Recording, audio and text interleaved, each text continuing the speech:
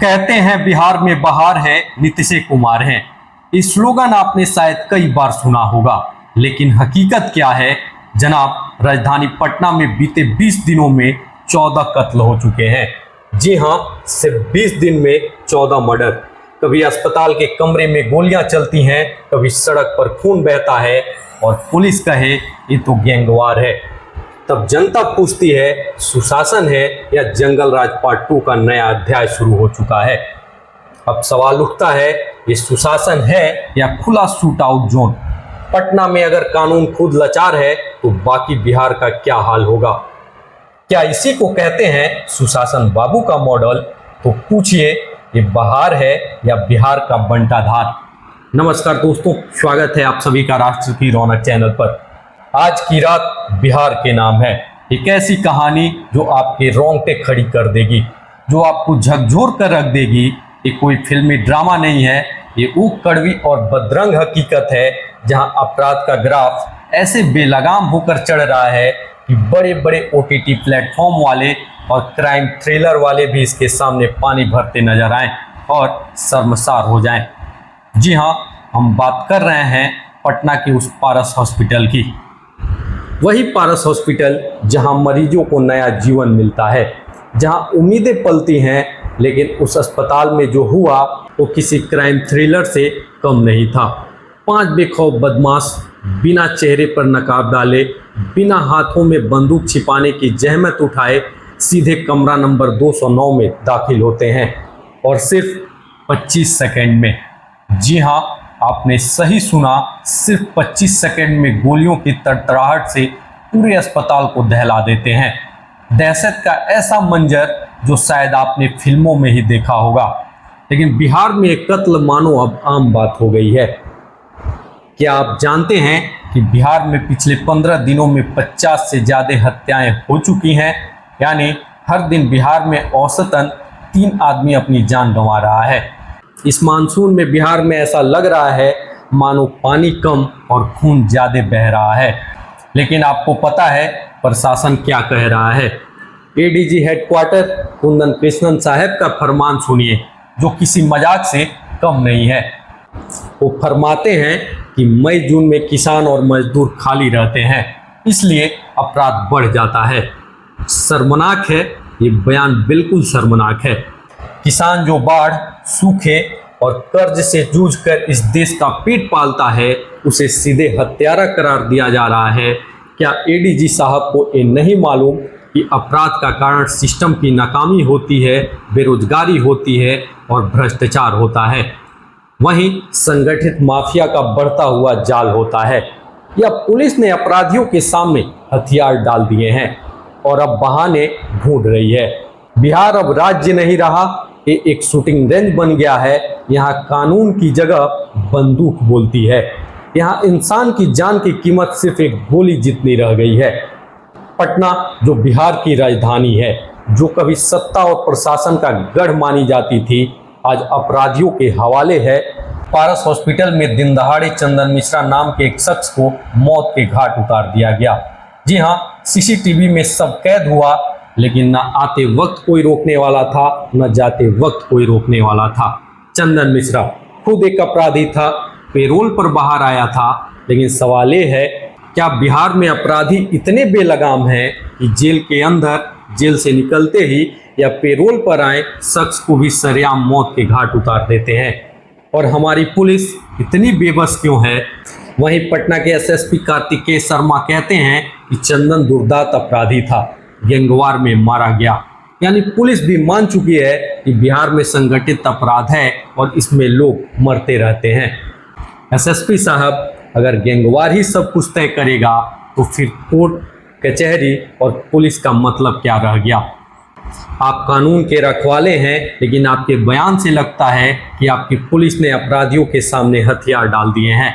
जी हाँ, हॉस्पिटल जैसी संवेदनशील जगह पर दिन दहाड़े गोलीबारी और पुलिस की ये चुप्पी, ये साफ दर्शाती है कि बिहार में सिस्टम दम तोड़ रहा है। वहीं NCRB के आंकड़ों के जरिए भले ही अपराध में कमी का दावा किया जाए, लेकिन हकीकत यही है कि बिहार में हर दिन खून बह रहा है। वहीं जनवरी से जून 2025 के महीने में बिहार में हजारों हत्याएं दर्ज हुई हैं। पिछले 17 दिनों में 50 से अधिक हत्याएं हुई हैं। पुलिस कह रही है कि पिछले साल के मुकाबले स्थिति बेहतर हुई है, लेकिन जो तस्वीर दिखाई पड़ रहा है वो कुछ और ही कहता है। ये हत्याएं लगातार हो रही हैं और ऐसा नहीं है कि इसमें सिर्फ गरीब आदमी या अपराधी मर रहे हैं। अपराधी किसी की हैसियत नहीं देखते, उनके लिए जान सिर्फ एक निशाना है। और इस पूरे खेल का सबसे बड़ा अड्डा बन गया है पटना का बेऊर जेल, जिसे कभी पटना का तिहाड़ कहते थे, आज वो अपराधियों का गढ़ बन गया है। जी हाँ, 4500 कैदी बंद हैं इस जेल में और यहीं से इन सलाखों के पीछे से सारा खेल चलता है। गैंगस्टर ने इसे अपना हेडक्वार्टर बना लिया है, यहीं से हत्याओं की साजिशें रची जाती हैं। गोपाल खेमका हत्याकांड के बाद जब पुलिस ने छापेमारी की तो पटना की इसी जेल से mobile, SIM card, data cable और फोन नंबरों की पूरी लिस्ट बरामद हुई। 2015 से 2025 के बीच यहां से अनगिनत फोन बरामद हुए हैं। इसी साल जनवरी में जेल अधीक्षक विधु कुमार के ठिकानों पर छापेमारी हुई थी, क्योंकि उन पर कैदियों से वसूली और गैंगस्टर छूट देने का सीधा आरोप था। हर बार कुछ लोग सस्पेंड होते हैं, फिर वही खेल शुरू हो जाता है। सवाल यह है कि इतनी व्यवस्थाएं, इतनी मिलीभगत होती कैसे है। प्रशासन कह रहा है कि ये सब देखकर उन्हें हैरानी है, लेकिन यहाँ कोई हैरानी नहीं है। अपराधी बड़े बड़े व्यापारियों, उद्योगपतियों को जेल के अंदर से धमकी देकर पैसा लेते हैं और जो इनकार करता है उसे ठोक देते हैं। जेल प्रशासन की मिलीभगत होती है और इसी के चलते अपराधियों को कुछ नहीं होता। अस्पताल वाली घटना में भी अपराधी डरे नहीं थे, अपना चेहरा दिखा कर जा रहे थे, मानो कोई खलनायक अपनी फिल्म की शूटिंग कर रहा हो। उन्हें अपना चेहरा दिखाना है, खौफ पैदा करना है, इसके जरिए उनका प्रचार प्रसार होता है और ऐसा लगता है कि पुलिस प्रशासन इनको सह देती है। सह देने का असर यह है कि वो जेल के अंदर भी सुरक्षित होते हैं, जेल के बाहर भी। कई बार तो ऐसा भी होता है कि जब अपराधी बाहर असुरक्षित होते हैं तो जानबूझकर कोई अपराध करते हैं ताकि उन्हें जेल में सुरक्षा मिल जाए। जेल में गैंग का निर्माण एक सोची समझी रणनीति के तहत होता है। जब कोई नया कैदी आता है तो बड़े गैंगस्टर उसे अपने प्रभार में लेते हैं, कांस्टेबल को पैसा देते हैं, उनसे काम करवाते हैं और फिर बेचारे कैदी को लगता है कि ये बड़ा आदमी है। फिर यहीं से गैंगस्टर नेता बन जाते हैं और उन्हीं नेताओं को जनता वोट देती है। कि आपको पता है, पिछले लोकसभा चुनाव में हमारे देश के 46% सांसद दागी थे और उनमें से 31% पर हत्या, बलात्कार, किडनैपिंग जैसे गंभीर मामले थे। जब नेता खुद जेल से आकर कुर्सी पर बैठ रहे हैं तो जेल की स्थिति में सुधार कैसे होगा। कुल मिलाकर इस सावन, इस मानसून में बिहार अपराध की चपेट में है।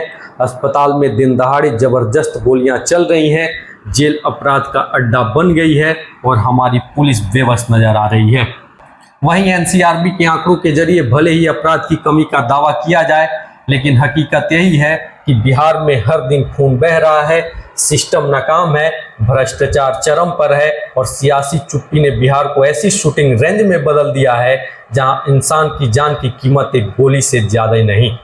अगर हॉस्पिटल में किसी इंसान को गोली लग रही है तो इंसाफ की उम्मीद कहाँ हो। और अगर पुलिस खुद हार मान ले और कह दे कि बरसात के महीने में ऐसी घटनाएं होती रहती हैं, तो जनता जाए तो जाए कहाँ, माथा पकड़ ले या सवाल पूछ ले।